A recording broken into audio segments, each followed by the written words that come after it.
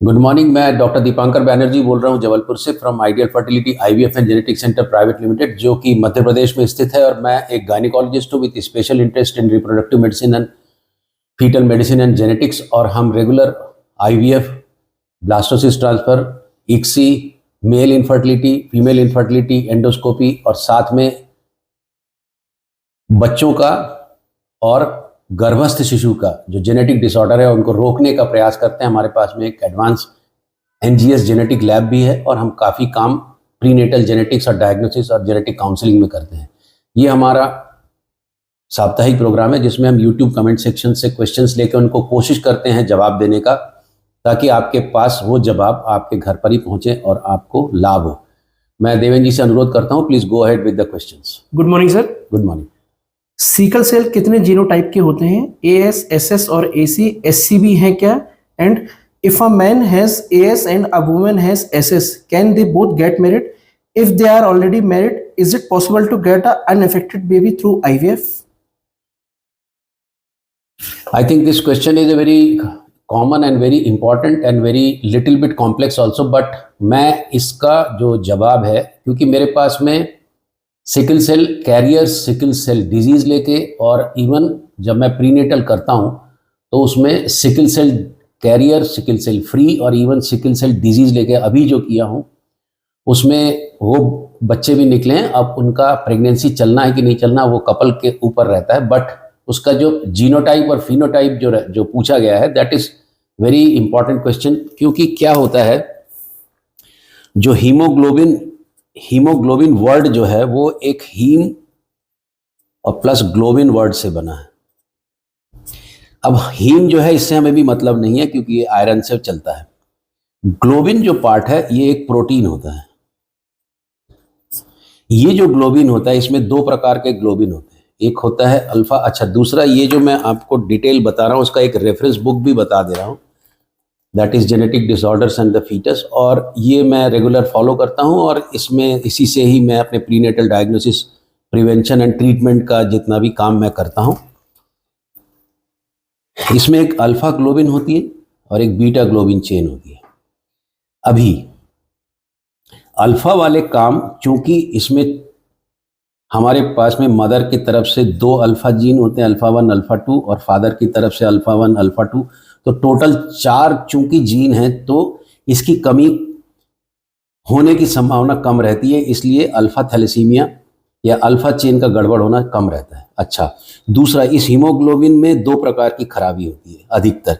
एक होती है कि सिंथेसिस ही ना हो, मतलब मैन्युफैक्चरिंग ही ना हो, और दूसरा है एबनॉर्मल सिंथेसिस हो। मैन्युफैक्चरिंग तो हो बट एबनॉर्मल हो। जो सिंथेसिस का प्रॉब्लम होता है उसको थैलेसीमिया बोलते हैं, और जो एबनॉर्मल सिंथेसिस होता है उसमें वैरायटी ऑफ हीमोग्लोबिन होती है। उसमें एचबीएस मतलब सिकल सेल का हीमोग्लोबिन एक प्रकार है, ऐसे ही बहुत सारे हीमोग्लोबिन होते हैं। ये जो अल्फा का चूंकि बहुतायत है तो आपको उतना प्रॉब्लम नहीं होता, पर बीटा का हमारे पास में एक बीटा मदर की तरफ से आता है और एक बीटा फादर की तरफ से आता है। मतलब इसके दो ही जीन है जो हमको चेन बनाते हैं। जो एडल्ट होता है उसमें अल्फा 2, दो अल्फा के दो बीटा के चेन होते हैं। अब यदि मान लीजिए कि ये बीटा का जो जीन है ये यदि गड़बड़ है एक जन में, तो दूसरा थोड़ा बहुत संभाल लेता है, उसको बीटा थैलेसीमिया माइनर बोलते हैं। अब मान लीजिए कि जो बीटा जीन मेरे पास है या बच्चे के पास है वो मदर ने भी गड़बड़ वाला दे दिया, बना नहीं पा रहा, बीटा फादर ने भी दे दिया, गड़बड़ वाला बनाता, तो बीटा चेन बन ही नहीं पाएगा। बीटा चेन नहीं बन पाएगा तो हीमोग्लोबिन ठीक से नहीं बन पाएगा, तो उसको बोलते हैं बीटा थैलेसीमिया मेजर। ये जो थैलेसीमिया वर्ड आया है, थैलेसीमिया का रिवर का मतलब, इसका मतलब होता है रिवर। तो जो रिवर साइड में रहते थे, साइप्रस के साइड में, उनमें जो बीमारी होती थी उनको सोचते थे कि वो नदी के कारण होती है, इसलिए उसको थैलेसीमिया नाम पड़ गया, पर है वो हीमोग्लोबिनोपैथी। तो बीटा माइनर बीटा मेजर हो गया, इसमें हम नहीं जा रहे। ये सिंथेसिस का प्रॉब्लम है, मतलब आपका प्रोडक्शन ही नहीं हो रहा। अब मैं सामान बना रहा हूँ और डिफेक्टिव बना रहा हूँ और मार्केट में भी आ रहा है, तो वो डिफेक्टिव जब बीटा में ये जीन है तो इसकी कुछ लैंग्वेज होगी जिससे ये प्रोटीन बीटा ग्लोबिन प्रोटीन बनाता है, ये डीएनए है।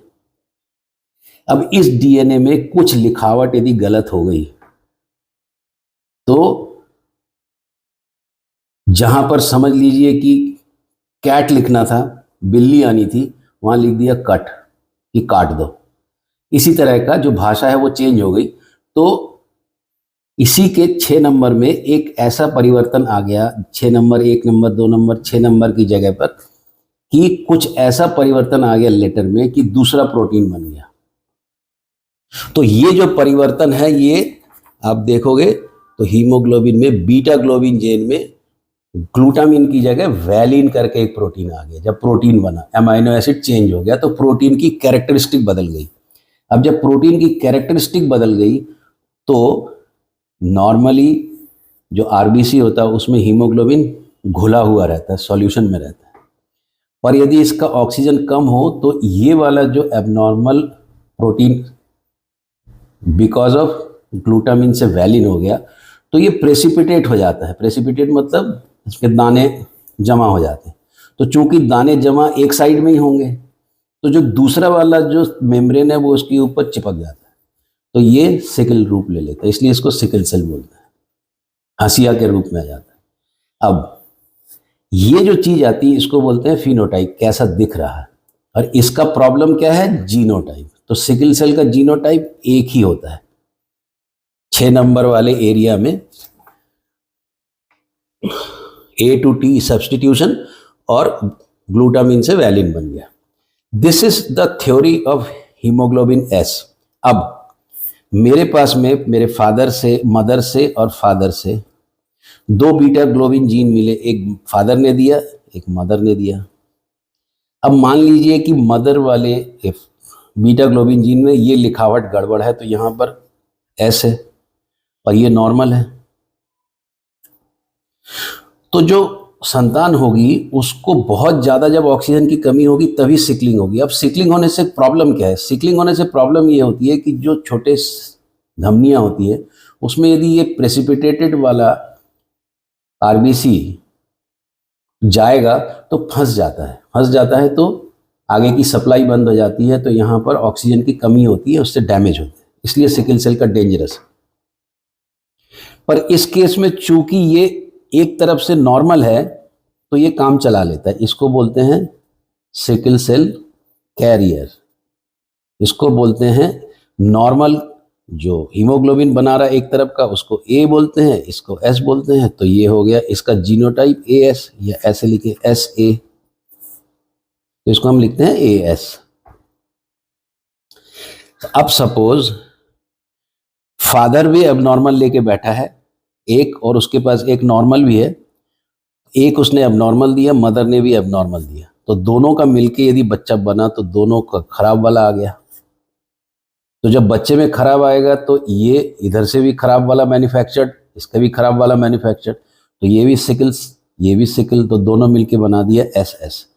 SS वाला जो बच्चा होता है, या जो पुरुष या महिला जो भी हो, उसके पास में ये प्रेसिपिटेटेड सेल वाली मात्रा बढ़ गई, तो ज़्यादा बढ़ गई, ज़्यादा प्रेसिपिटेट हो गया तो ज़्यादा ब्लॉक हो गया, ज़्यादा ब्लॉक हो गया तो ज़्यादा मात्रा में ब्रेन में भी सप्लाई कम हो गया, हार्ट में कम हो गया, जॉइंट में कम हो गया, तो इसको बीमारी, दर्द, सब कुछ ज़्यादा होगा और एनीमिया भी होगा क्योंकि अच्छा हीमोग्लोबिन नहीं बन रहा।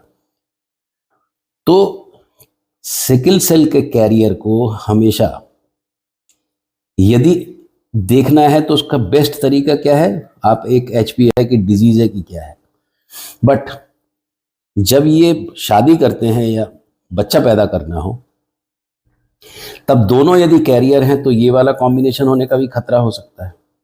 तो इस बच्चे का प्रसव पूर्व जांच हम करते हैं बाई एमनियोटिक फ्लूइड और बाई कोरियन बायोप्सी।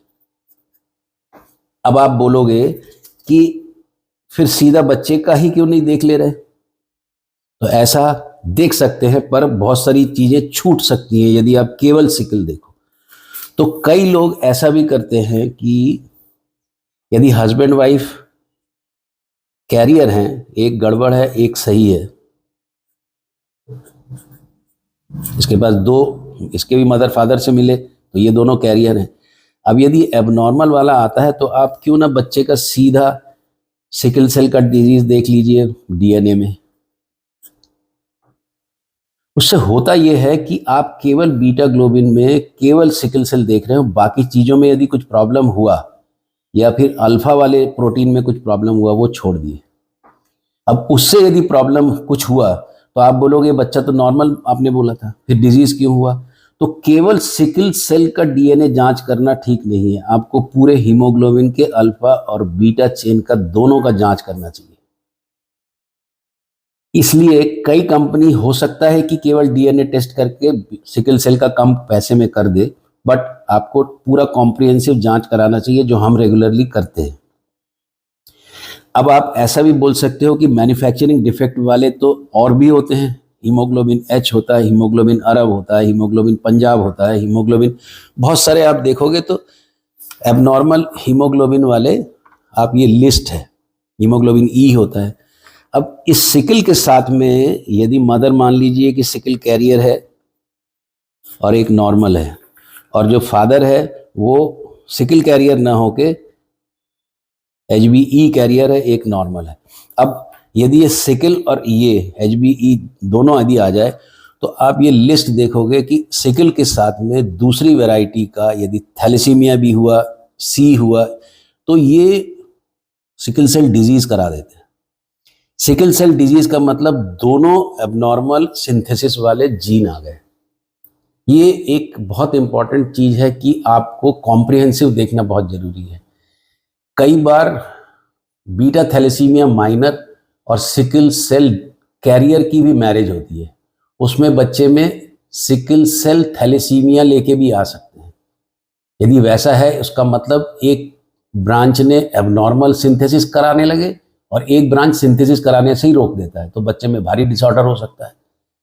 तो जब भी प्रीनेटल हम जांच करते हैं उसमें ये चीज़ हमेशा ध्यान रखना चाहिए कि हम जो हस्बैंड वाइफ है, जो पेरेंट्स हैं, उनमें क्या बीमारी है उनमें खोजना, और बच्चा यदि पेट में है और आप उसका प्रसव पूर्व जांच कराना चाहते हैं, प्रीनेटल जेनेटिक्स टेस्ट कराना चाहते हैं, पक्का करना चाहते हैं कि बच्चा बीमारी से ग्रसित तो नहीं होगा, तो हमेशा भले ही हस्बैंड वाइफ ने HPLC करा के अपना कैरियर स्टेटस देख के रखा है, हमेशा हस्बैंड वाइफ और जो फीटस है, जो बच्चा, गर्भस्थ शिशु है, जो भ्रूण है, अंदर जो पेट के भीतर का बेबी है, तीनों का क्लिनिकल एक्सोम सीक्वेंसिंग जरूर कराना चाहिए। उसको ट्रायो सीक्वेंसिंग बोलते हैं, ताकि हम पेरेंट्स में ये देख सके कि किस तरीके की वैरायटी लेके वो बैठे हैं। भले ही वो नॉर्मल है पर वो कैरियर है, एब्सोल्युटली नॉर्मल तो है नहीं। अब वो यदि मैरिज करते हैं और वो यदि बच्चा पैदा करना चाहते हैं तो एक स्वस्थ बच्चे की आशा सबको रहती है। तो आप खाली HPLC के टेस्ट से भरोसा ना करके पूरा डिटेल टेस्ट पहले करवा लीजिए, ताकि जब आप प्रेगनेंसी के लिए जाएं तो आपके बच्चे की रिपोर्ट जल्दी बन सके। नहीं तो हमको तीनों का टेस्ट करना पड़ता है, क्लिनिकल एग्जोम का, पूरे जेनेटिक, पूरा जीनोटाइप देखने का, और फिर उसमें कम से कम 25-30 दिन लगते हैं। तो आपके बच्चे की भी जो रिपोर्ट आएगी वो 25-30 दिन में लगेगी। पर यदि हमको पेरेंट का पहले से पता हो तो हम बच्चे का डिजीज डायग्नोसिस इजीली कर सकते हैं। आशा है ये वाला क्वेश्चन का आंसर थोड़ा लंबा हो गया, बट ये बहुत इंपॉर्टेंट था, और काफ़ी पेशेंट मेरे पास आते हैं जो ये प्रॉब्लम लेके आते हैं। उनका मैं एम्नियोसेंटेसिस भी करता हूँ, कोरियन बायोप्सी भी करता हूँ, और उनका डिजीज का जो रिपोर्ट है उसका इंटरप्रिटेशन करके देता हूँ। Thank you very much.